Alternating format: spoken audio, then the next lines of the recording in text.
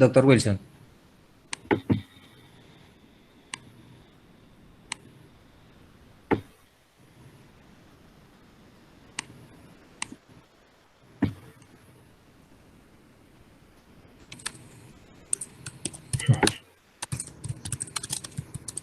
Muy buenas tardes a todos.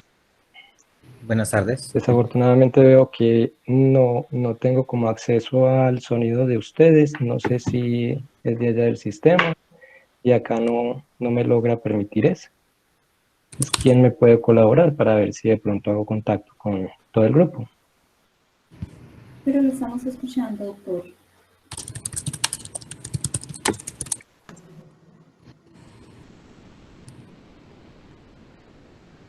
Estamos escuchando bien. Bueno.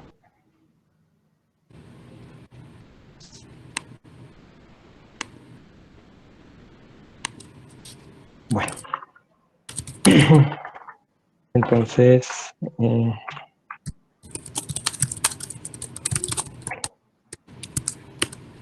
Bueno, les presento, él es el doctor Wilson Cardona Ospina, él es abogado e ingeniero industrial de la Universidad de Antioquia. bueno, pero entonces antes de dirigir las preguntas, déjenme presentarme. Mi nombre es Wilson de Jesús Cardona Ospina.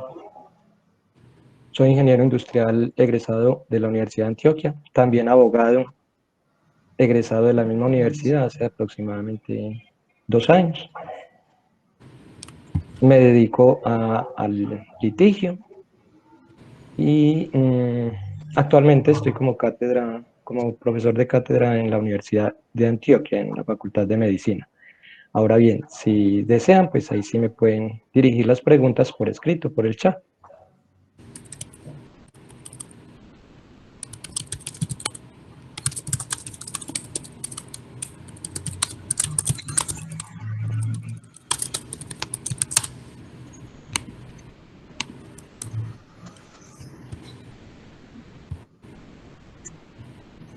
Bueno. Bueno, en cuanto al proceso de tutela, realmente el proceso de tutela se viene desarrollando igual como se hacía presencial. Ahora con lo de la pandemia se hace prácticamente de manera virtual. Los derechos fundamentales que están siendo vulnerados, más que todo por el sistema de salud en Colombia, o por todas aquellas situaciones de mínimo vital, en especial los menores de edad y las personas adultas, adulto mayor, se están haciendo de manera virtual. ¿Qué pasa con la acción de tutela? O sea, que no sabría direccionar alguna respuesta sobre la acción de tutela, si es en la forma como se elabora o si es realmente en opinión de cómo se está gestionando hoy por hoy con respecto a la pandemia. Entonces, por favor, si de pronto me pueden aclarar sobre la pregunta en específico. Ok. La acción de tutela de acuerdo a la Constitución Política, todos los derechos fundamentales pueden ser tutelados. Y los derechos fundamentales de primera generación entendemos que son el mínimo vital, todo lo que esté en riesgo la vida. Después de la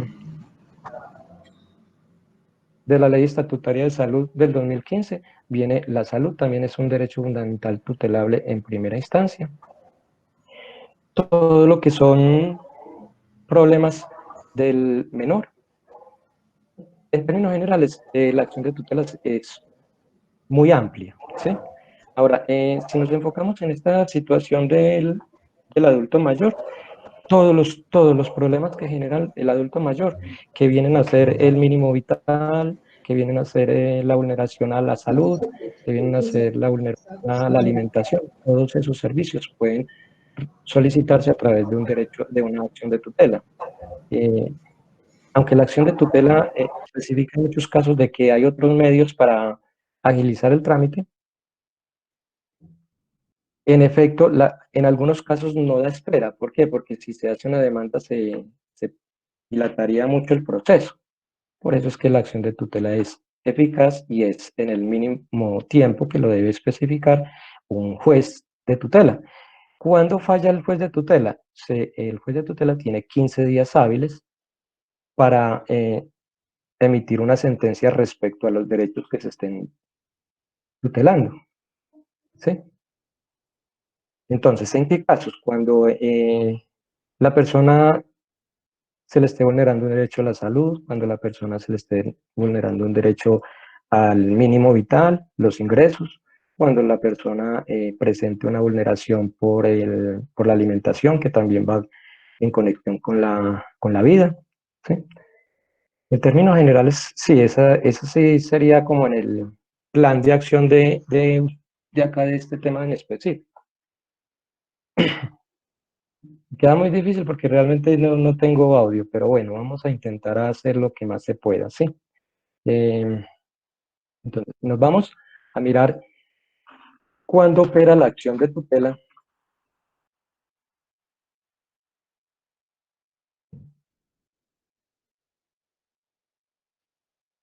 Decimos que todas las personas tendrán acción de tutela para reclamar ante los jueces en todo momento y en todo lugar mediante un procedimiento preferente y sumario, ¿sí? Se elabora el documento, se tramita a través de un juez, el juez competente, ¿sí? Entonces tendríamos que hablar en este caso, quién es el competente para conocer de esa vulneración a ese derecho fundamental.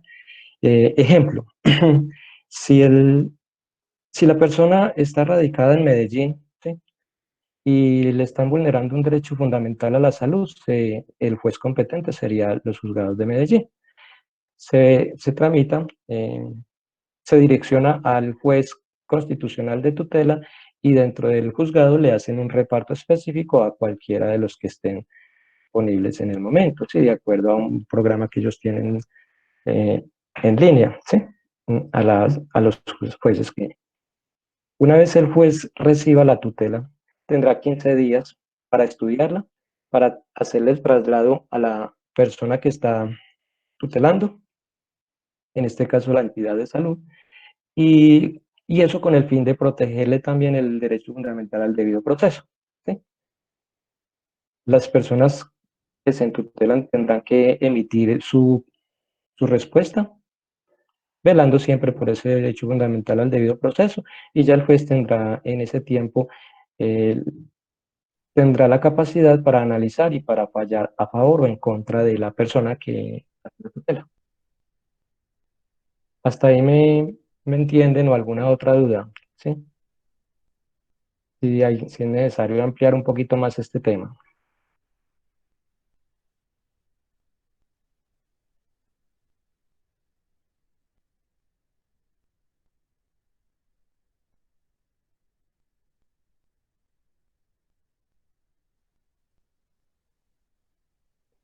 Si alguno tiene un caso específico, podría apoyarse con la pregunta. En este caso, ¿qué haría o tal cosa? Yo podría utilizar el chat porque realmente no escucho, no les escucho a ustedes.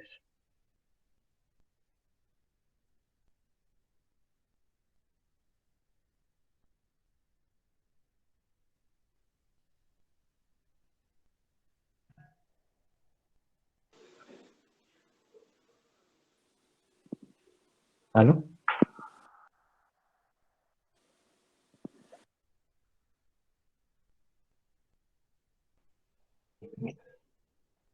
Cuelgo las llamadas, permítame.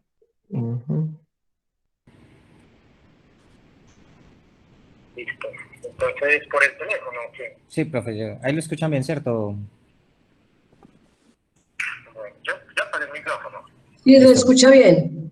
Listo, profe, entonces ya nos escucha, ¿cierto? Ah, bueno, perfecto, ahora sí. Listo, entonces vamos a dirigir las preguntas.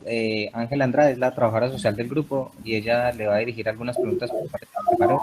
Vamos ahí. Doctor, buenas tardes. Buenas tardes. Doctor, bueno, primero que todo, muchas gracias por estar aquí con nosotros. Creo que todo lo que tiene que ver con lo legal es muy importante para la población con la que trabajamos y en el día a día nos encontramos con preguntas que son como reiteradas en diferentes casos. Entonces, hay varios temas que siempre se presentan. Uno es el de la tutela, que ya lo abordó un poco. El otro es el tema de las pensiones y cómo, qué hacer cuando al familiar que está afectado por la enfermedad lo despiden. pero todavía no ha cumplido el tiempo para reclamar su pensión y no se sabe qué hacer frente a este despido y cómo hacer el proceso de reclamación de la pensión. Entonces, son dos preguntas, ¿cierto? La primera es en cuanto a una EPS, el Segundo del Derecho a la Salud. Sí, señor. Hay que verificar realmente cuáles son las entidades que están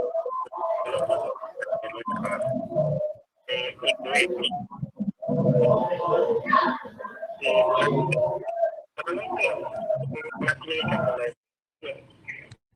Entonces, en ese caso, ¿aló? Sí, profesor. ¿Sí me escucha? Sí, señor. Entonces, en ese caso se tendría que determinar a cuáles entidades voy a dirigir para que se proteja el debido proceso. En segundo lugar, tenemos que mirar quién es el competente. Si la EPS es de acá de Medellín, si la EPS es de un municipio, dígase Ipaní o Barbosa o Girardota o Copacabana. Y en esos lugares se determina cuál que conozca sobre los derechos fundamentales y que la acción de tutela con la debida forma. Es decir, especificar los hechos, especificar las pretensiones, después los hechos claramente quién es el que le está vulnerando el derecho fundamental, el que le está vulnerando, y anexarle todas las pruebas que tenga que traer. Estos EPS por lo general no entregan documentos como para que llegue un usuario a hacer la tutela. O sea, que entonces esos hechos deben ser narrados y deben ser específicamente bajo la gravedad del juramento. Se envía la acción de tutela al competente dentro de los juzgados y le seleccionarán. No se le entiende. Okay. Bueno, entonces hagamos lo siguiente. Si ustedes me dicen las preguntas por acá, yo los puedo contestar a través del programa, del MIC. ¿Sí? ¿Hacemos eso? Sí, profesor, yo intento otra cosa. Okay. Hagamos eso entonces. O profe, si quiere contéstenos por el micrófono como lo estaba haciendo ahorita, que se escuchaba bien, se escuchaba muy bien su voz. El micrófono del MIC. Sí.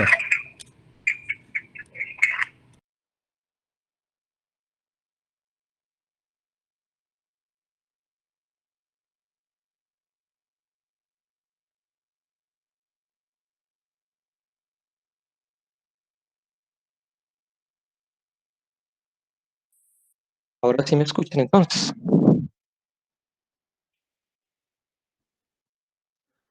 Bueno, entonces sí. Bueno, como les decía,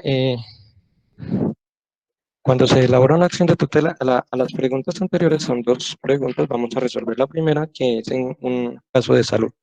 Cuando se observa una violación al derecho fundamental a la salud, ¿sí? La salud, recordemos que la salud a partir del 2015 se creó como un derecho fundamental autónomo. ¿Qué quiere decir autónomo? Ya directamente lo podemos hacer a través de acción de tutela sin conexidad con la vida. Antes del 2007, muchas acciones de tutela las llamaban improcedentes, los jueces lo determinaban improcedentes porque habían otras rutas para ejercer ese derecho. Al transcurso del tiempo se dieron cuenta de que realmente este proceso se dilataba con más fuerza, eran mucho más largos los tiempos de solución o de órdenes que daba el juez, por lo tanto se llegó a la determinación en el 2015 por fin de que era un derecho fundamental autónomo y que los jueces debían de resolverlo de manera inmediata. ¿Sí? Entonces, ¿qué pasa? Que ya con ese derecho fundamental ya hacemos más fácil las acciones de tutela, ya no son tantas como antes, pero siguen siendo muchas, a pesar de ser un derecho fundamental, las EPS siguen vulneradas. ¿Qué pasa? Entonces, ¿qué es una acción de tutela? Un documento como tal, ¿sí? Dirigido a un juez, donde se le redactan unos hechos donde se le solicitan unas pretensiones. Dentro de esas pretensiones va que se le ordene a la EPS emitir un servicio si me lo están negando, o emitir o ordenar un tratamiento específico si me lo están negando, con el fin de proteger el derecho fundamental a la salud, a la dignidad y a la vida. Ahora bien, ¿qué tiene el documento? Va dirigido a un juez competente. Competente me lo define el lugar donde se encuentra la EPS o el lugar donde voy a tutelar a la entidad, o sea, donde se encuentra la entidad que voy a tutelar. Si es en Barbosa, una EPS de Barbosa, sería el juez promiscuo de Barbosa. Tendríamos que mirar quién es el competente dentro de la rama. Se va dirigido al juez constitucional de Barbosa. Acá en Medellín se dirige al juez constitucional de acá de Medellín, y inmediatamente cuando lo radiquen ellos, se lo enviarán al juez que corresponde, al juzgado que corresponde, y estemos de estar pendientes del fallo. Cuando falla el juez, falla a los 15 días hábiles, dice la norma. Ellos tienen 15 días hábiles para hacer el traslado a la entidad con el fin de que se proteja el derecho fundamental al debido proceso. Ellos también tienen ese derecho de defenderse a todos los señalamientos que haga el imputante. Y el juez tendrá también, durante este tiempo, además de hacer el traslado, tendrá también para analizar y para fallar, ya sea a favor de la persona que tutela o de la entidad. Y le dará las indicaciones a la persona que tuteló para que se resuelva el caso. En algunos momentos de pronto vamos a ver fallos donde nos envían directamente a la seccional de salud o a la superintendencia de salud para que resuelvan el caso. Entonces, tenemos que mirar eso. Después de la acción de tutela con el primer fallo, tenemos 3 días para impugnar en caso de que salga en contra de nosotros. Una vez impugnamos, lo llevamos nuevamente y lo radicamos para que ellos lo remitan al juez superior, inmediatamente superior al que nos falló en primera instancia. Ejemplo, el juez de primera instancia es el municipal. Si nosotros impugnamos porque no estamos de acuerdo con el fallo, tenemos 3 días hábiles. Después de los 3 días hábiles ya no podemos hacerlo. En ese caso pasaría al juez de circuito. Bueno, hasta ahí es el proceso, la gestión como tal de la acción. La pregunta que hacían era, ¿qué puedo yo solicitar a través de tutela? ¿Sí? Pero bueno, entonces la norma dice, claro, tendrán acción de tutela para reclamar ante los jueces en todo momento y lugar mediante un procedimiento preferente sumario, ¿sí? En este caso, los derechos fundamentales primarios, que son la vida, la dignidad, la salud, y algunos de ellos van en conjunto también de pronto con el incumplimiento de una ley o una norma legal. Se le amplía, se le coloca también, o sea, la ley también es cuestión de tutelar. ¿Por qué? Porque nosotros a través de la ley podemos recurrir a una primera instancia, que es una demanda, pero si tenemos ya derechos vulnerados, pues hacemos también referencia a ese incumplimiento a la ley como para reforzar un poquito más. ¿Sí? No se acababa. En este momento los derechos que priman sobre la Constitución son los derechos al adulto mayor y los derechos al menor. ¿Sí? Siempre van a proteger esos derechos por encima de todo. Hasta ahí, si han entendido algo o ampliamos más el tema. Doctor, pues muchas gracias. Yo creo que podríamos ampliar un poquito más el tema con lo de la tutela, con otra pregunta que es muy común en nuestros casos con nuestros pacientes, y es ¿qué herramientas existen cuando ya he interpuesto una tutela, tengo un fallo favorable frente a una EPS, pero la EPS no cumple con lo que está dispuesto en la tutela?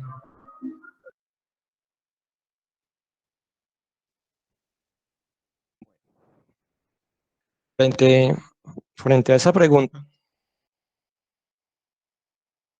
cuando el fallo sale a favor y la EPS me incumple, está el otro proceso, que es el desacato, ¿sí? El incidente de desacato. ¿Qué es un incidente de desacato? especificar claramente, así mismo con la misma diligencia y cuidado que se tuvo cuando se hizo la acción de tutela. Ya la referencia no va a ser acción de tutela, sino que va a decir desacato. Dentro de los hechos vas a radicar que el juez falló de acuerdo a la sentencia tal, pero que la EPS vulneró el derecho y hasta la fecha no cumplió con lo especificado, con lo del fallo. Entonces, ¿qué se pide en eso?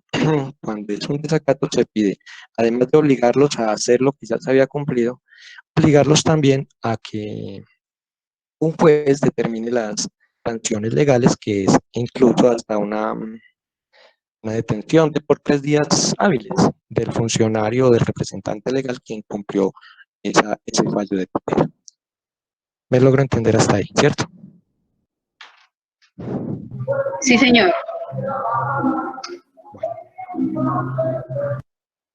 ¿Ampliamos más lo del desacato o no? Doctor, sí, podríamos ampliarlo porque es que hemos visto situaciones, casos puntuales de algunos de nuestros familias y pacientes que interponen el desacato, pero no se cumple. Entonces, creo que nos podría como explicar un poquito más. Muchas gracias, doctor. Bueno, con el desacato, hay entidades que a pesar de desacato tampoco cumplen. Entonces, ¿qué recomiendo yo? Hay que estarle haciendo seguimiento. ¿Por qué? Porque el desacato va a otro juez, ¿sí? El desacato tiene también otro procedimiento legal, verifican también, hacen el traslado a la entidad para que para el debido proceso, para que explique el por qué incumplió tal norma, ¿sí? Y ya después de ese proceso se determinará otro segundo fallo. Ese segundo fallo es condenatorio o, o absuelven, ¿sí? Absolutorio, dependiendo de las condiciones que especifiquen. Entonces, ¿qué pasa? Hemos tenido problemas en el medio porque esas acciones, esos desacatos tampoco logran llegar a una finalidad específica, ¿sí? Hay que seguirle gestionando, hay que estar pendiente y hay que indicarle al juez que continúa con la negativa, para que el juez siga sancionando en específico. Desde mi experiencia he tenido aproximadamente 2, efectivamente, han fallado, han condenado, ¿sí? Han sancionado tanto legal como penalmente al representante legal y efectivamente se siguen en demora, pero hay que estar gestionando y hay que estar encima de los jueces para que ellos hagan cumplir con esa sanción, ¿sí? Bueno, sí es un problema que tenemos en el medio, desafortunadamente, pero hay que seguir gestionando, hay que estar encima del juez, mandando memoriales que aún no me han resuelto a pesar del desacato, ¿sí? Y ya el juez determinará y ya tomará decisiones para ver si hace un traslado directamente a la fiscalía para que se cumpla con esa sanción penal y también legal y económica, porque también lo sancionan económicamente. Muchas gracias, doctor. Una pregunta que está en el chat y que también es parte de las que teníamos preparadas es, cuando yo interpongo una tutela y sale a mi favor o me la rechazan, el resultado pues de esa tutela le llega la información también a la EPS a la que yo le interpuse la tutela. No le escuché bien, qué pena. Listo, doctor.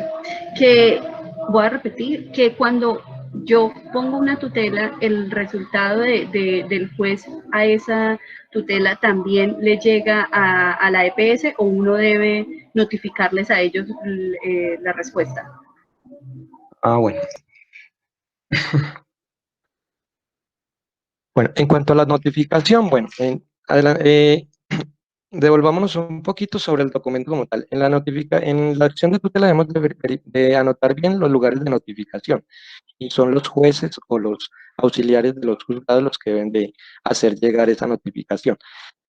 Recordemos que las EPS tienen carácter privado, pero son manejadas por el sector público, por lo tanto, estas entidades, los juzgados, son los que tienen la obligación de notificarles directamente a ellos.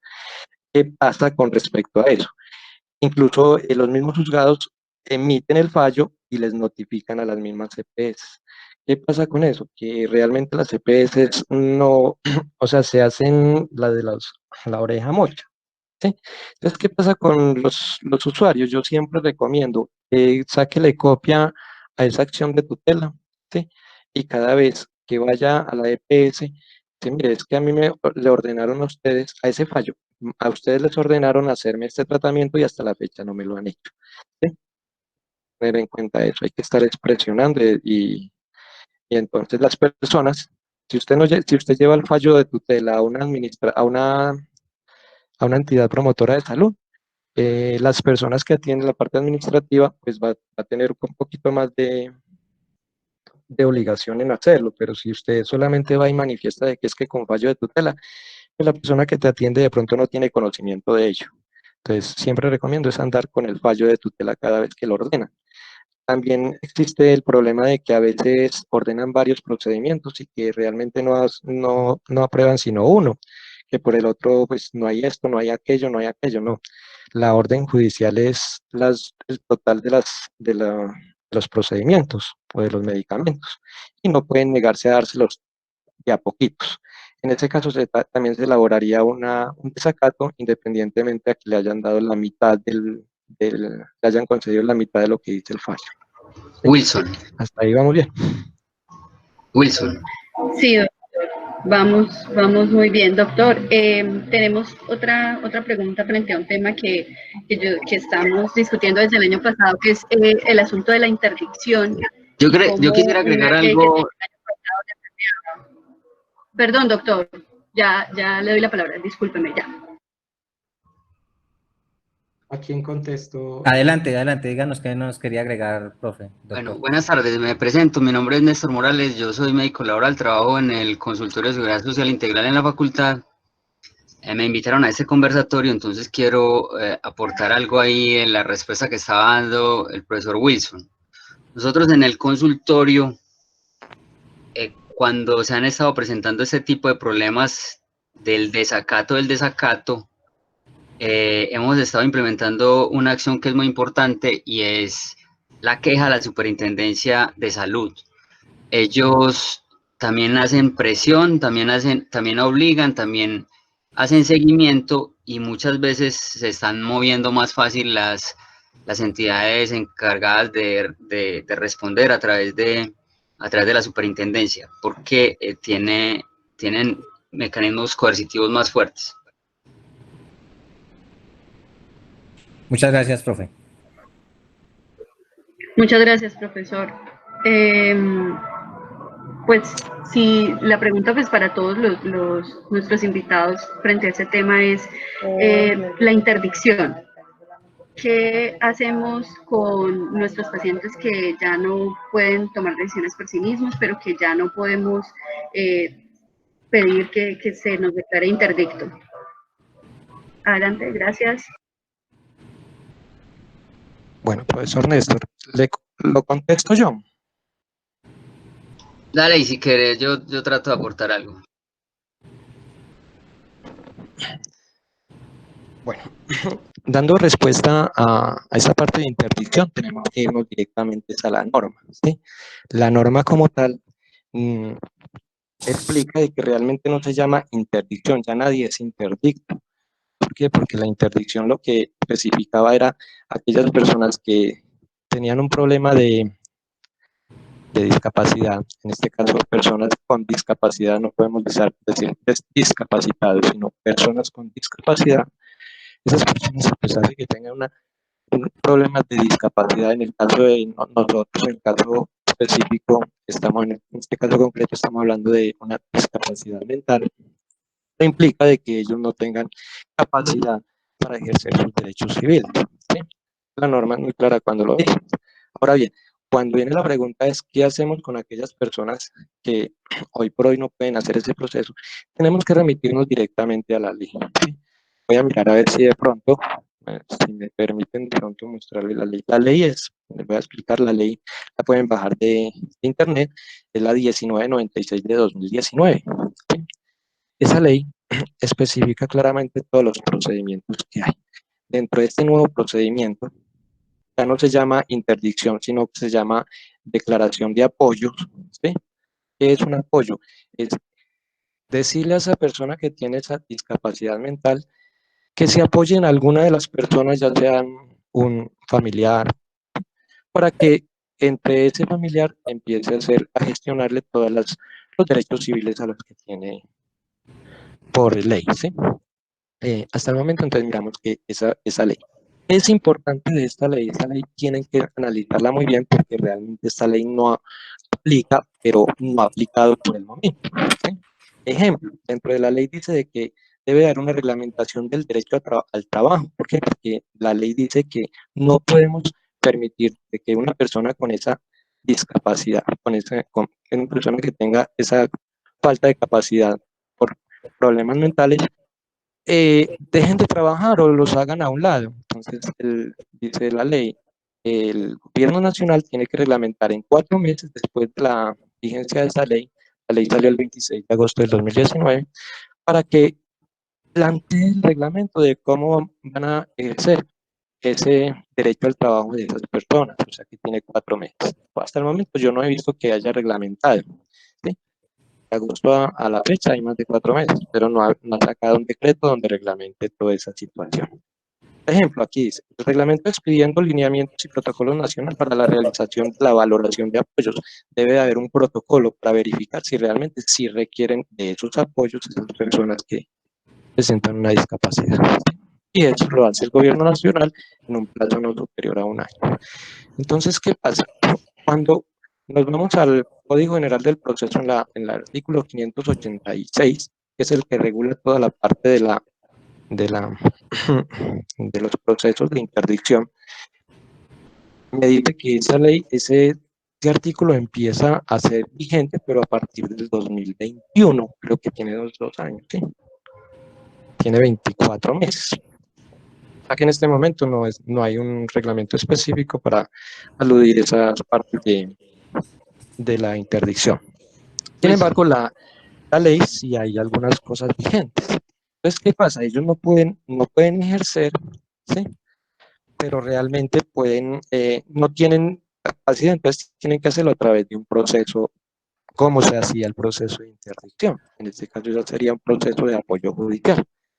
Y pero para hacer ese proceso de apoyo judicial requiere también de una reglamentación que lo debe hacer el Consejo Superior de la Judicatura y también tiene 24 meses.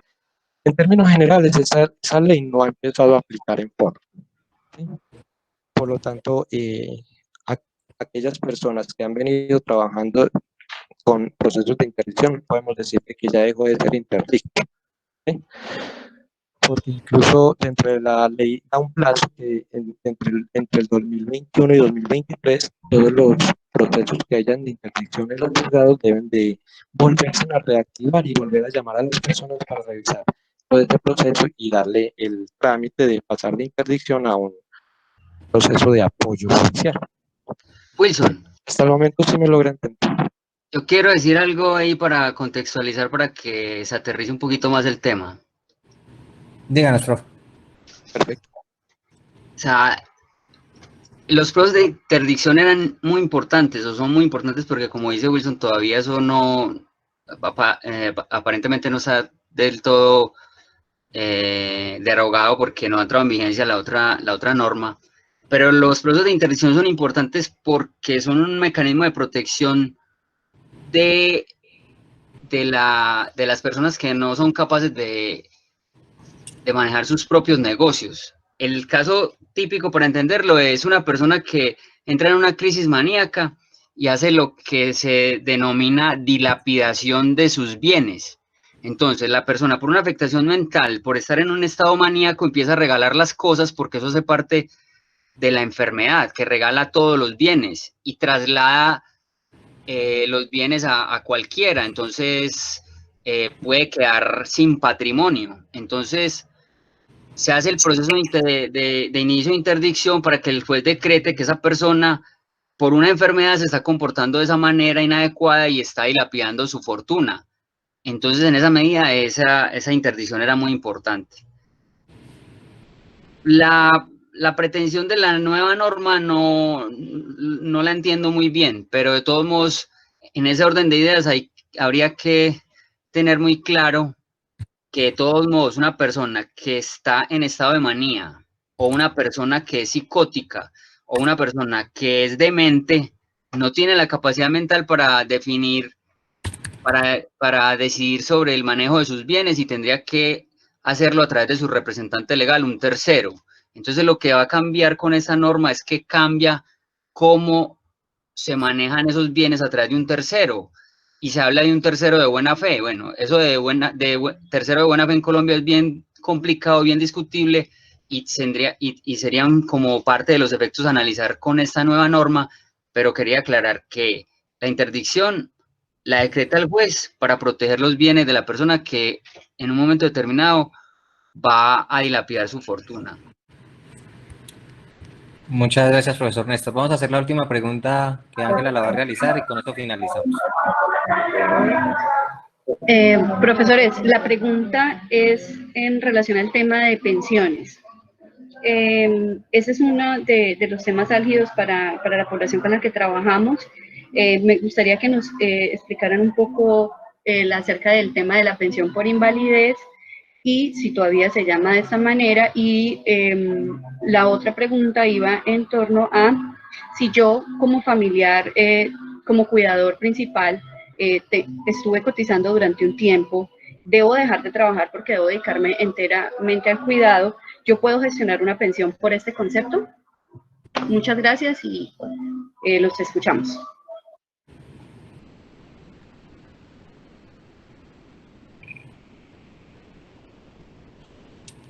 La primera pregunta de pensión de invalidez, ¿cómo fue?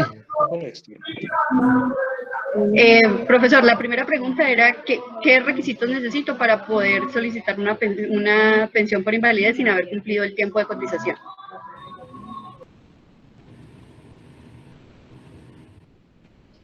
Sin haber cumplido el tiempo de cotización. O sea, la norma exige 50 semanas de cotización en los últimos 3 años, o 26 semanas antes de los 20 años, o sea, jóvenes que tengan incapacidad de invalidez menores de 20 años. Y mayores de 20 años, 50 semanas en los últimos 3 años. Ese es un requisito que hay que cumplir. Así la persona tenga calificación de invalidez mayor de 50 o más, que es lo que determina el estado de invalidez. Adicionalmente, para que se elabore el reconocimiento de la pensión como tal, se requieren esas 50 semanas en los últimos 3 años. Doctor, una pregunta en adición a lo que nos está contestando. ¿Esa cotización de 50 semanas en los últimos 3 años tienen que ser consecutivas la cotización o puede tener espacios entre la cotización? No tiene que ser continua. Listo, doctor. Y por jurisprudencia hay una cosa muy importante, y es que personas que no cumplen con las 3 semanas están en estado de invalidez. La Corte Constitucional ha determinado por jurisprudencia que las personas pueden seguir cotizando con un argumento que se llama capacidad laboral residual. Entonces se admite que una persona que, a pesar de que ya tiene un estado de invalidez porque fue calificado con 50% más de pérdida de capacidad laboral, sigue cotizando para completar esas 50 semanas en los últimos 3 años, es plausible de que lo haga de esa manera, aún cotizando después de estar en ese estado de invalidez. Muchas gracias, doctor. Frente a la segunda pregunta que les hacía, sale la pregunta del caso de una familia con la que trabajamos, y es que la cuidadora durante un tiempo estuvo cotizando durante bastantes años, y cuando debe dedicarse por completo a las labores del cuidado, pues debe retirarse del espacio laboral, y ella preguntaba si existe la posibilidad de gestionar la pensión por el concepto de que ella debe dedicarse exclusivamente al cuidado.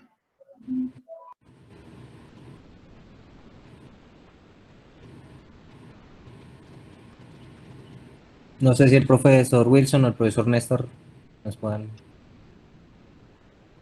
O sea, para los requisitos de pensión son taxativos y ya los dijimos, ¿cierto? Pensión de invalidez, pérdida de capacidad laboral 50% o más y 50 semanas en la última, 50 semanas cotizadas en los últimos 3 años.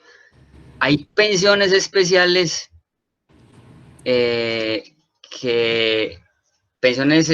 que dentro de las que está, por ejemplo, pérdida de capacidad laboral la mitad de la deficiencia, que es un 25%, y es una pensión de vejez acelerada por invalidez. Pero siempre los criterios a tener en cuenta son porcentaje de pérdida de capacidad laboral y tiempo cotizado. O sea, el hecho de dedicarse a cuidar a un adulto mayor no le da como requisitos, no le ayuda a cumplir requisitos porque tendría que estar pagando como independiente o que una tercera persona le pague el seguro para que sume semanas, pero a la hora de buscar el acceso a la pensión de invalidez o de vejez es cotizando.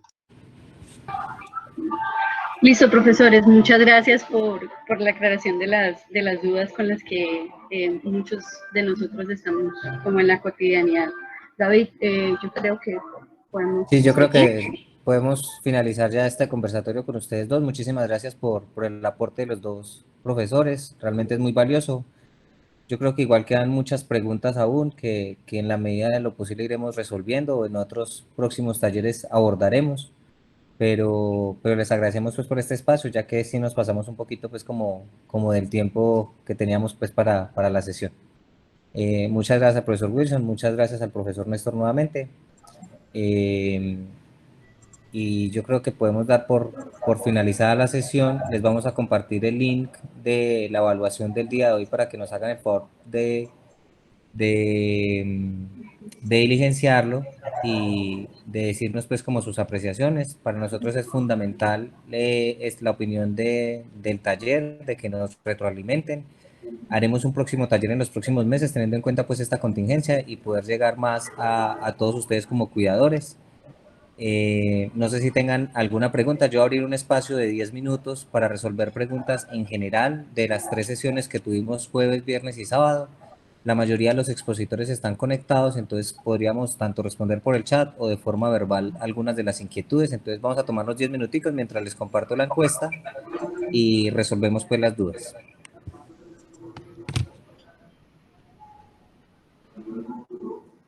No sé si alguien tenga alguna pregunta.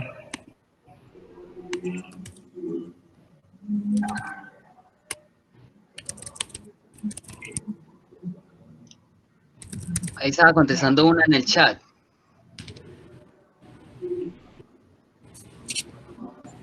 Listo, profe.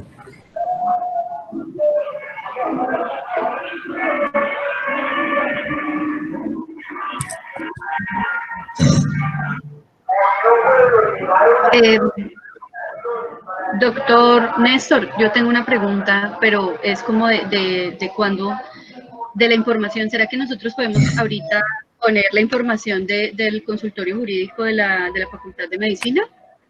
David, ¿te parece que podemos hacer eso ahorita? Sí, claro. Claro. Listo, listo, muchas gracias.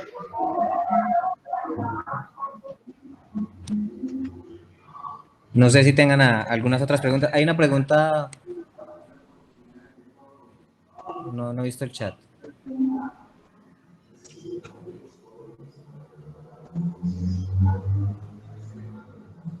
Recuerden llenar la encuesta, por favor. La que está haciendo la pregunta. Descanso. La que está en la pregunta de la presión arterial. No.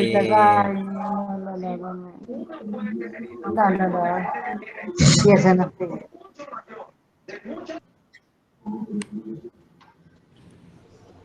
¿Alguna pregunta para la doctora Lucía, para los médicos, para la doctora Claudia, para Claudia Madrigal, psicóloga?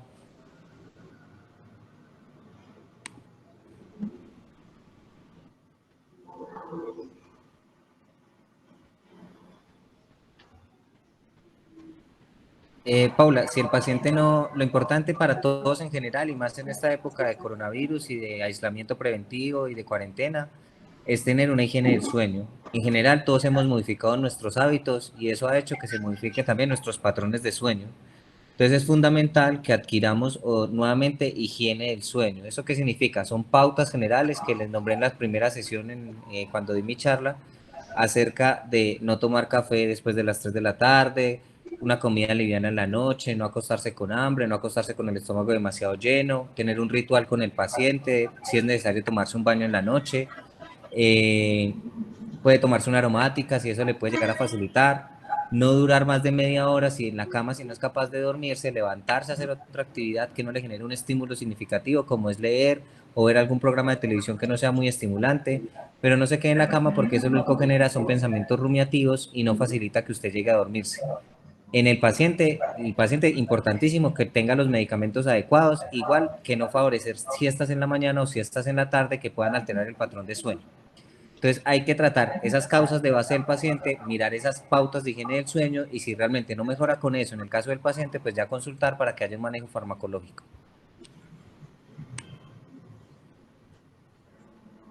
Ahí Ángela puso en el chat los datos del consultorio jurídico.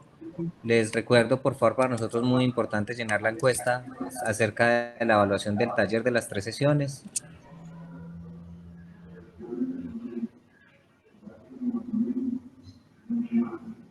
¿Alguna otra pregunta para cualquiera de los profesionales del grupo de neurociencias?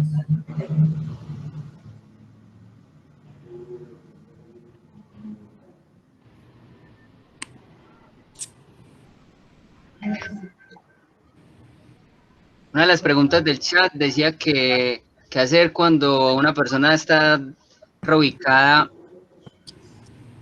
por deterioro cognitivo, la califican en SURA, creo que en SURA, y no le alcanza el 50% o más para pensión de invalidez.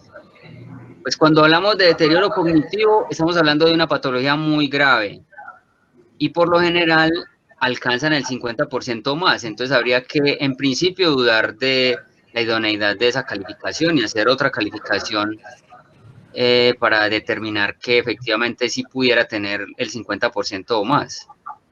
Y pasa mucho que en el rol laboral no les dan el porcentaje adecuado por el hecho de estar trabajando. Entonces, por el hecho de estar trabajando, así sea que la tengan sentada haciendo nada, eso impide que suba el porcentaje de manera adecuada. Algo importante, profe, porque alguna vez tuvimos una experiencia con uno de nuestros pacientes, es que empezaron el proceso de calificación estando en la etapa de deterioro cognitivo leve. En la etapa de deterioro cognitivo leve probablemente no les alcance el puntaje. Requieren empezar este proceso cuando se le declara en demencia o en trastorno neurocognitivo mayor. Porque las personas con deterioro cognitivo leve o trastorno neurocognitivo menor todavía tienen una capacidad de decisión y no van a alcanzar el puntaje para declararlo en una discapacidad. Entonces es importante el momento en el cual vamos a iniciar este proceso este proceso legal o el proceso de pensión por invalidez. Entonces cuando vamos a calificarlo tiene que estar ese diagnóstico de demencia o trastorno neurocognitivo mayor.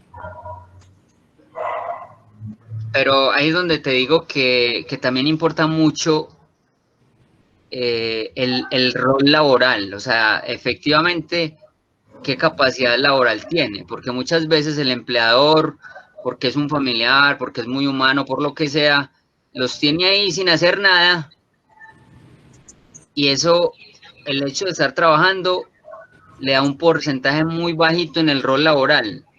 Cuando a la persona tiene restricciones importantes en la reubicación, o tiene reconversión de mano de obra, estamos hablando de unas diferencias entre 10 o 15 puntos, y esos son los que le hacen falta a la gente que le dan 35, 40, para llegar al 50. Entonces depende, eso es muy importante, o sea, yo he visto muchas negaciones por mala puntuación en el rol laboral cuando están trabajando, y obviamente lo que vos decías, por un mal diagnóstico. Es distinto el deterioro leve, moderado y severo, y a veces los diagnósticos no están claros, pero más allá del diagnóstico, se están trabajando, el rol laboral es muy importante para que lleguen a 50. Perfecto, profe, muchas gracias. No sé si tengan alguna otra pregunta, si no vamos finalizando. Les agradecemos a todos su participación, su asistencia. Realmente no esperábamos tantas personas. Fue muy gratificante para nosotros como grupo de neurociencias y esperamos continuar haciendo este tipo de actividades para poder favorecer su rol como cuidadores.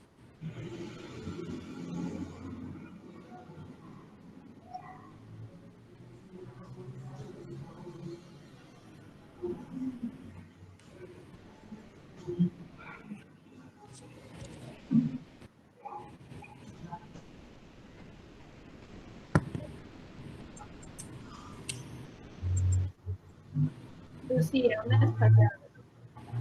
Lucy, sí, si quieres, cierra el taller, por favor. Sí, quiero para cerrar este espacio de interacción e intercambio de conocimiento en el que todos buscamos fortalecernos y así brindar cada vez mejor calidad de vida a nuestros enfermos, a nuestros familiares. Quisiera considerar de verdad que es clara la corresponsabilidad que comparten ustedes como cuidadores y nosotros como profesionales, que somos un apoyo para garantizar el cuidado no solo al enfermo, sino al cuidador y a la familia en general. Las enfermedades neurológicas son una clara realidad para la que necesitamos se siga tratando como una prioridad en escenarios como este, ya que en estos espacios se puede fortalecer la búsqueda de la mejora de la calidad de vida de los enfermos y el bienestar y conservación de la dinámica familiar que es tan importante. Quiero darle las gracias al grupo de neurociencias, a los patrocinadores, porque dan la oportunidad de que algunas personas puedan ser orientadas y atendidas en nuestros proyectos de investigación. A todos y cada uno de ustedes que estuvieron en el taller desde el primer día, gracias por asistir, pues su presencia ha sido indispensable para que se lleve a cabo. Y ahora, permítanme que brinde un cálido homenaje a la participación que han tenido los expositores, que también se esforzaron y se esfuerzan por compartir sus conocimientos y así tratar de acercarse con respeto a cada una de las familias. Muchas gracias al doctor David Aguillón y Ángela Andrade, la trabajadora social del grupo de neurociencias, por estar al frente de la logística que fue necesaria para la realización de este evento. Y ahora lo único que nos queda es el reto de seguir trabajando conjuntamente sin aminorar la marcha. Les quiero recordar que próximamente les estaremos indicando las fechas del siguiente taller a realizar por el grupo de neurociencias de la Facultad de Medicina de la Universidad de Antioquia, y que las memorias de este primer taller del año 2020 se les pasará por correo electrónico o por el WhatsApp. Muchas gracias a todos y hasta siempre. Muchas gracias, Lucy. A ustedes.